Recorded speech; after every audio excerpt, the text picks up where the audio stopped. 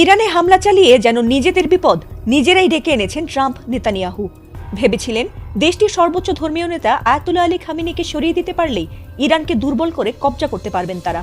তবে তাতে হিতে বিপরীত হতে পারে এমনটা বোধ হয় স্বপ্নেও ভাবেননি তারা কেউই।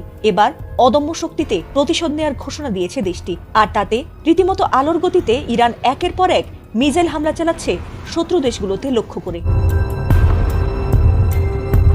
এবার একের পর এক শক্তিশালী ইরানি মিসাইল আছড়ে পড়ছে ট্রাম্পের মিত্র দেশগুলোতে, বিশেষ করে সৌদি আরব আমিরাত, কাতার, কুয়েত, এমনকি ইসরায়েলেও।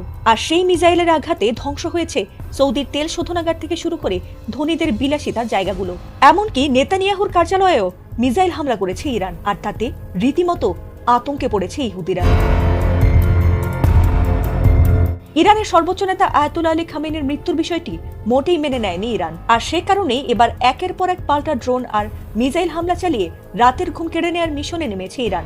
তারই ধারাবাহিকতায় এবার ইসরায়েলি প্রধানমন্ত্রী বেনিয়ামিন নেতানিয়াহুর কার্যালয় এবং ইসরায়েলি বিমান বাহিনীর কমান্ডারের অবস্থানে খাইবার ক্ষেপণাস্ত্র ছুড়েছে ইরানের বিপ্লবী গার্ড বাহিনী IRGC, আর এতে ব্যাপক ক্ষয়ক্ষতির কথাও দাবি করেছে ইরান। এ নিয়ে দেশটির সংবাদ সংস্থা তাসনিম নিউজ এজেন্সির এক প্রতিবেদনে দাবি করা হয়েছে, হামলার পর ইসরায়েলের প্রধানমন্ত্রী বেনিয়ামিন নেতানিয়াহুর পরিণতি এখন অনিশ্চয়তার মেঘে আচ্ছন্ন। এছাড়াও সেই এলাকায় ব্যাপক ক্ষয়ক্ষতির কথাও উল্লেখ করা হয়েছে। তবে এ বিষয়ে ইসরায়েলি প্রশাসনের পক্ষ থেকে এখনো পর্যন্ত আনুষ্ঠানিক কোনো মন্তব্য পাওয়া যায়নি।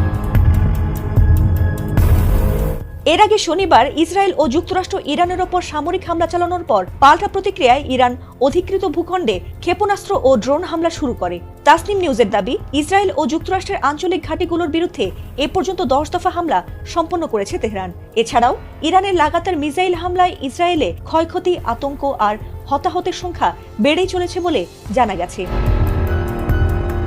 ফাতিমা সুলতানা, ATN বাংলা।